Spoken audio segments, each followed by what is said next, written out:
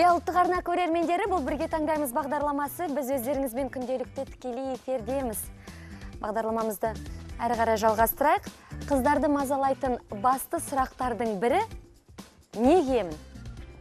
Бір қызығы, киім көп болған сайын бұл сұрақ жиірек туындай бастайды. Мәселені шешу үшін киім сөресін жинастырып, артық киілмейтін қажет емес киім кешекті шығарыңыз. Және оны лақтыруға асықпаңыз. Ескі киімдерді де кәдеге жаратуға болады. Қалай дейсіз ғой?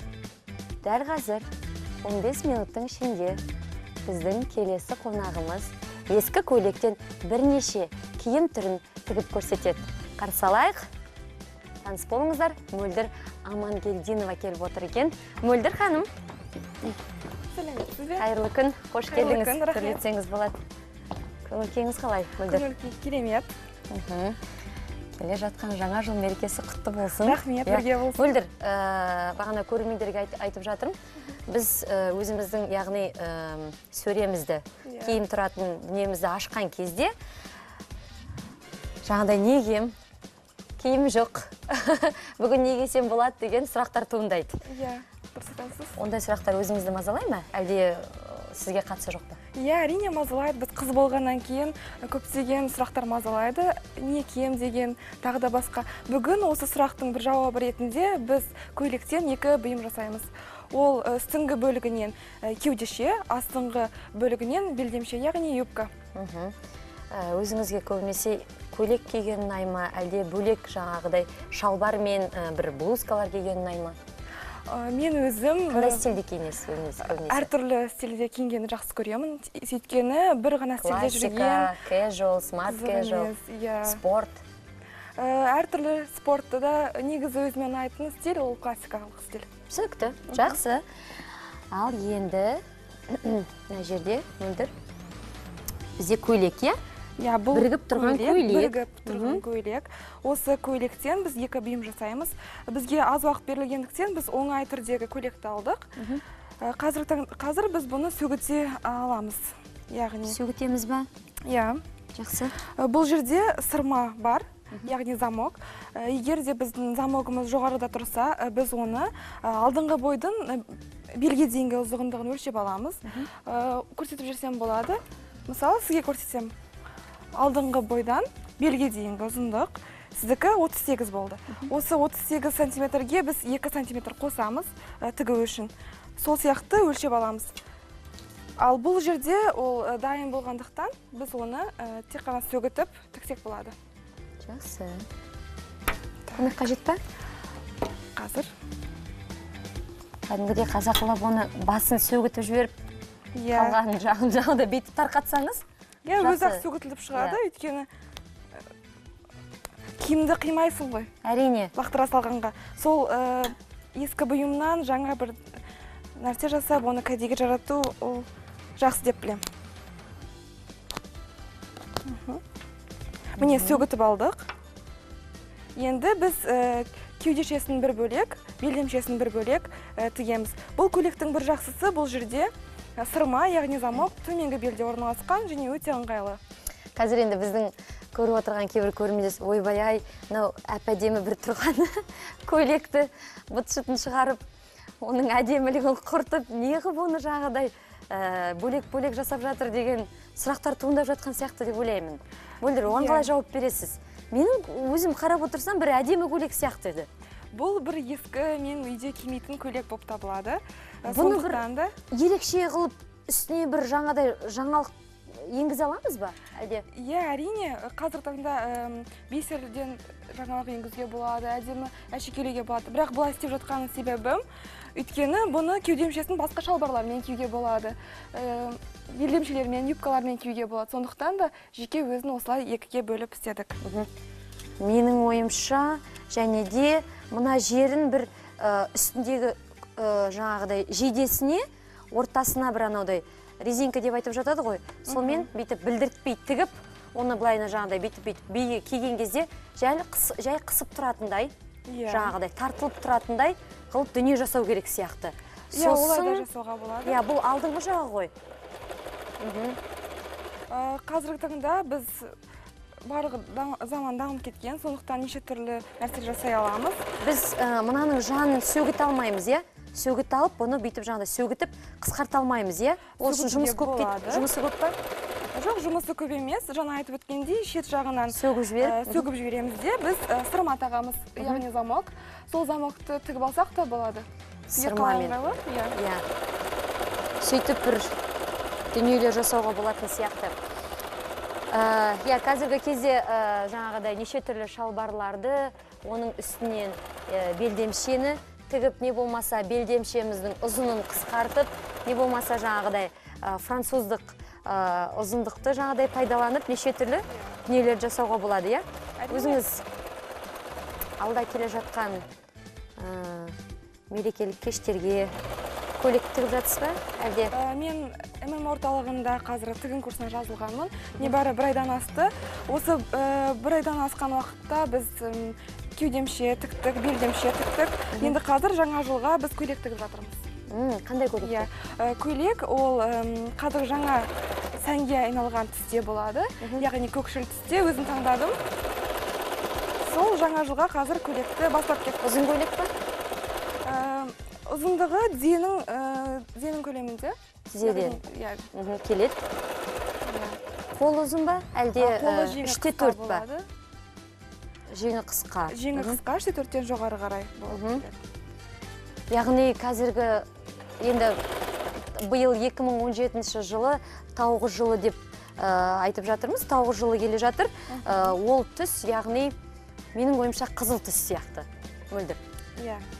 Қызыл түс, кәдімгідей алғызыл, ашық, және де тағы да бір ақпарат айта өтейін. Жаңағында ғана бір қызықты бір жаңалық оқыған болатынмын. Яғни жаңа жылда барынша ашық түстерді кигеніңіз дұрыс. Қыз-келіншектер қара емес, тек қана аппақ емес, одан бөлек қызыл, жасыл, сары, көк, алғызыл, одан сайын тағы да бір ерекше осындай түрлі түсті көйлектерді кигеніңіз дұрыс.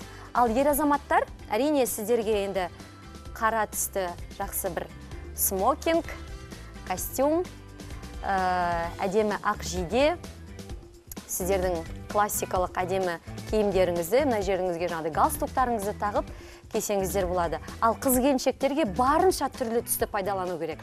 Барынша осы жаңа жылды сондай әртүрлі түстерді киіп қарсы алу керек деген жаңағыдай бір қызықты ақпарат оқыған болатынмын. Әрине, енді ол өздеріңіздің қалауларыңыз білет. Егерде осындай киілмей қалған көйлектеріңіз болса, оны да бір пайдамызға, бір кәдемізге жаратамыз. Яғни одан бөлек етек, және де белдемше мен жейдені өзіміз жасап бір әдемі қылып тігіп аламыз. Біз тікелей эфирдеміз. 55-37-76 байланыс нөміріміз қосулы тұр. Жаңа ғана Instagram парақшамды қараған кезде тағамға қатысты біраз қызықты аттар келіп түсуде. Тоқтатпаймыз. Қазір жарнама кезінде тағы да бір тексеремін. Және де бағдарламаның соңына дейін жеңімпазды анықтайтын боламыз. Ақпарат айтатын болсам, тойға не мерекелік кештерге жарқ-жұрқ еткен көздің жауын алатын әдемі көйлекпен барғымыз келеді. Той тұрмақ күнделікті жұмысқа киетін киімнің өзінде көз тартатын әдемі әшекей не жылтырайтын тастар болған қалаймыз, солай емес пе? Оны біз емес, қазіргі сән талап етуде. Соңғы 2 жылда киімді бағалы тастармен көмкеру, ол сәнге айналып, сұранысқа ие болып жатыр. Демек, сіз де ескі киімге жылтырақ тастарды тігіп, оны әдемі қылып жаңарта аласыз. Хабарласыңыздар, біздің бүгін мөлдір қызымыз ескі көйлекті жаңартуда, былайша айтқан кезде оны 2 бөліп тігуде. Мүмкін үйде өздеріңіздің де осындай киілмей, біраз жаңағыдай өзіңіздің жаңағыдай гардеробыңызда көйлектер тұрған шығар. Соны алып, қазір бос отырмаймыз, алып бізге жаңағыдай қызымыз сияқты, мөлдір сияқты, оны бөлек қылып, сөгіп, әдемі бір жаңағыдай ерекше қылып оны тігеміз. Сол тіккен дүниемізді міндетті түрде видеоға түсіріп, не болмаса фотосын біздің әлеуметтік желіге міндетті түрде жібереміз. Сіздердің күнделікті жүздеген SMS хаттарыңызды, жекеге жіберілген хаттарыңызды мен көріп отырамын, қыздар. Оның барлығы біздің әкімші қыздарға жіберіледі. Және де ол бағдарламаның екінші күндерінде, үшінші күндері келесі апталарда міндетті түрде біздің видеодан көрсетілетін болады. Өйткені ол басқа жандарға үлгі өнеге ретінде көрсетеміз. Енді Мөлдір, сіз жаңа айтып өткендей, бізде гардеробты ашып қалсақ кимейтін киімдер өте көп. Сол киімдерді біз тастап лақтырып жүрсек, ол өте ысырап болады. Сондықтан да оны әртүрлі бөлек тігіп алсақ та болады, кәдеге жаратсақ болады. Соны айтып өтсем. осы тігін саласында біраз болды ма, Мөлдір? Жоқ, мен тігін Сіз өзіңіз саласында... тігіншілікті жай ғана осы хобби ретінде, сүйікті ісіңіз ретінде айналысып жүрсіз бе, әлде нағыз кәдімгі осы маманды жалғастырмақ ойыңыз бар ма? Мен осы ММ орталығына келгеніме бір айдан асты. Хобби ретінде айналысып жүрмін. Қанша жыл болды тігіп жүргеніңіз? Бір айдан асты. Бір айдан асты. Енді бастап келе жатырсыз? Тігін саласында жаңа маман деп айтсам болады. Лекалаларды аласыз ба? Қазір енді үйреніп келе жатырмыз. Піше аласыз ба? Иә, пішіп үйрендік. Неше киім тігіп үйрендіңіз бір айдың ішінде? Осы бір айдың ішінде біз 3 киім тігіп үйрендік. Жаңа айтып өткендей, белдемше, кеудеше. Одан кейін жилетка деп айтамыз ғой. Жилетка. Содан кейін қазір көйлекті бастап кеттік. Көйлек. Жилет. Көйлек қандай көйлек? Кең көйлек? Кең көйлек, асты жағы. Кешкі көйлек? Иә. Black tie? Ол кешкі көйлек болып табылады. Кешкі сәнді көйлек. Иә, кешкі сәнді көйлек. Кештерге киетін, иә? Енді әрине осы салаға келетін болсақ, дизайнер демекші, сұрап өтейінші, дизайнер болмақ ойыңыз бар ма, әлде? Жоқ, бұл мен хобби ретінде айналысамын. Негізгі мен мамандығым туризм. Үйде бос отырған кезде өзіңе көйлек тігіп алсаң қандай жақсы. Сондықтан да қандай маталармен тігіп жүрсіз? Қандай матамен жұмыс жасаған ыңғайлы өзіңізге? Қазір мен трикотаж матасымен тігіп жатырмын. Трикотаж? Иә, трикотаж. Костюмдар тігуге болады трикотаждан? Трикотажды маталармен. Қазір қыстық киімдерді тігуге болады, шалбар, пиджак. Иә, сол сияқты. Сол маталармен тігіп жатырмын қазіргі таңда. Трикотаждың да түрлері бар. Трикотаждың да бірнеше түрлері бар. Қазір инеміз шықпай жатыр. Біздің машинкамыз сәл. Кейде анда-санда осылай еркелеп қалатын сияқты тікелей эфирге шыққан кезде ештеңе етпейді. Қазір ол тығырықтан біздің Мөлдір тез шығады. Бізде енді жұмысымыз аяқталды ғой, Мөлдір? Енді қалған дүние... Жұмысымыз болып қалды, аяқталды. Белдемшені болдық па, әлде жасалынатын жұмысы бар ма? Белдемше аяқталды. Беріңіз маған. Көрсетсем болады, иә.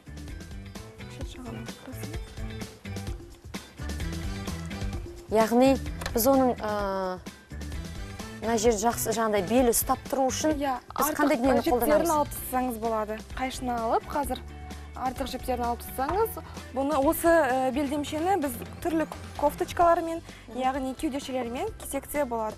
Әрине, осындай көріп отырғандай белдемшені әдемі өздеріңіздің жақсы көретін жейделеріңізді киіп, бөлек жаңағыдай белдемшені киюге болады. Неге жасап көрмеске? Оны сұрап қылып лақтырып жібермейміз, барлығын пайдаға сырамыз. Мөлдіржан, келе қойыңыз. Бұл, яғни жейде. Жейде болып табылады, иә. Сізге ұстап тұрайын. Міне сіздің қара етегіңіз жаңағыдай астыңыздағы жаңағыдай белдемшемен жараса кетті. Осы кеудешені біз шалбармен де кисек болады, жаңағында юбкалармен де кисек болады. Осы екеуін бөліп алып, бірнеше ескі заттан бірнеше бұйымдар жасауға болады. Жақсы. Көп рахмет сізге, Мөлдір.